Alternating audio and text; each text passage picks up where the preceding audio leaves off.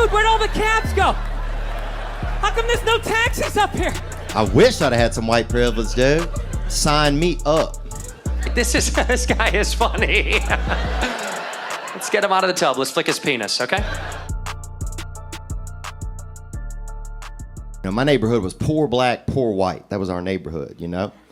So I didn't feel any white privilege. I know some people had it, man, you know? I knew some motherfuckers with sweaters. But I was 2 tank tops in the winter, okay? And I just didn't feel it, you know? I wish I'd have had some white privilege, dude. Sign me up. But I didn't have it, man. It was just poor black kids, poor white kids, man. And my poor black friends would always be like, man, look what you did to us. And I'm like, dude, do you think I would do all that shit to y'all and then move right next door, bro? Now, we gonna split this plum or not, dog?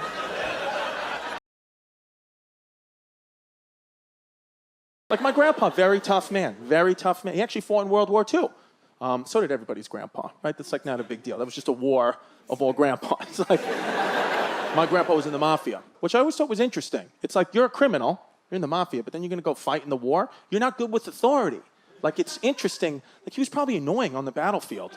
Anything the general said, my grandpa was like, yeah, how about no? How about, yeah. Why don't you go do it, Eisenhower? Not my fucking cat. Probably showed up to every battle, like not even wearing the uniform. He's just out there on like a wife beater with a sauce stain. No gun. Everyone else got an AK-47 assault rifle. This guy's out there with a fucking baseball bat. You know, just, what do you need me to do? What, kill people?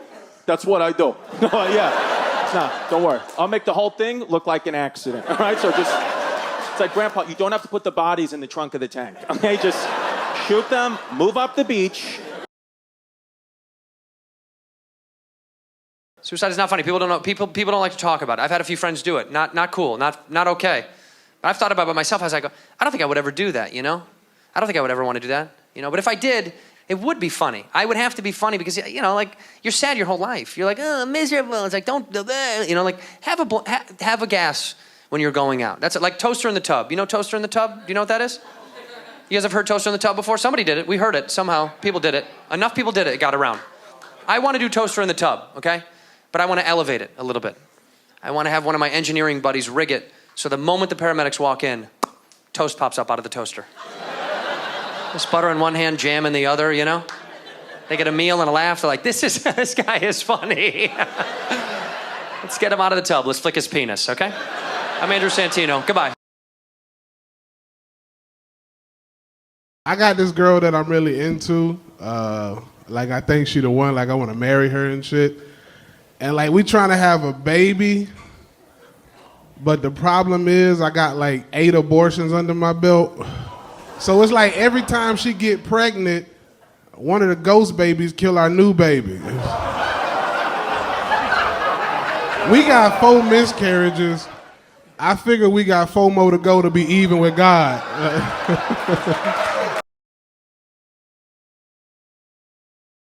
Sometimes when people order fries, they act like it's a little adventure.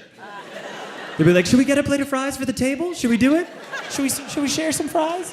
They gotta make sure that everyone's on board with it. It's like, if I get fries, you'll have a couple, right? If I get fries for the table, I know you'll have fries if I get fries.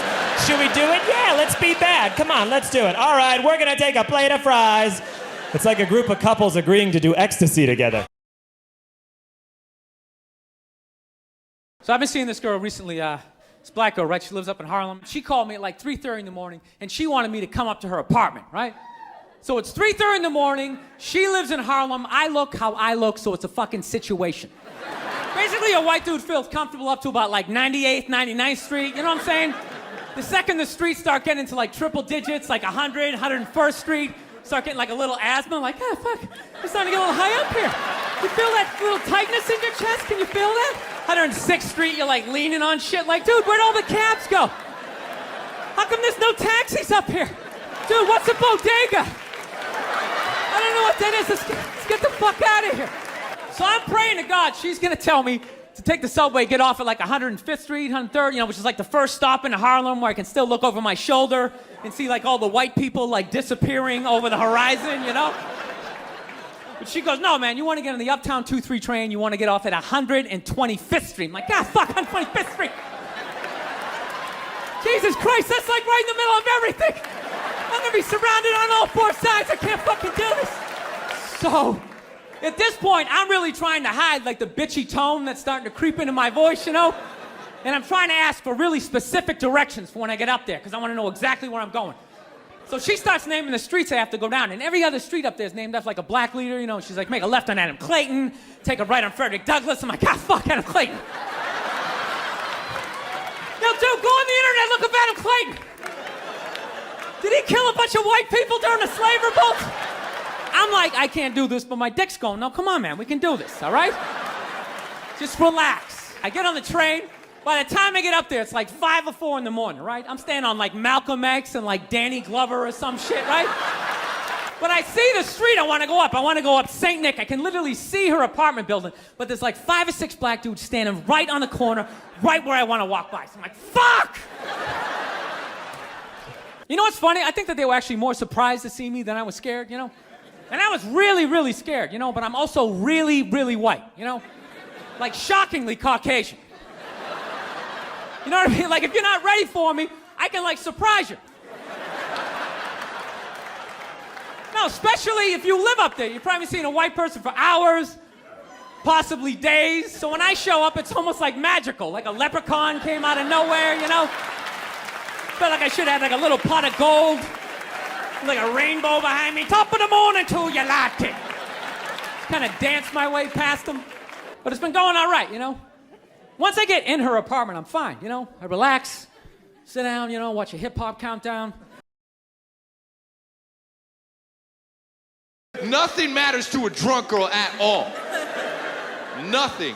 You'd be like, yo, there's a crocodile right next to you. Excuse me, I have a question for you. Is it your crocodile? No, exactly. They'll just add to it. You afraid that it's gonna take your job? Is that what it is? Are you scared a crocodile is gonna take your job? Hello, it doesn't even have pants on. You can't. How many people have no pants with a job? You can't. You're like, do you even need me for this conversation? No, I don't need it. I don't need it. I'm an independent woman. I don't need you. I don't need your help. I just stand here. The shoes on my feet, I bought them. I don't care.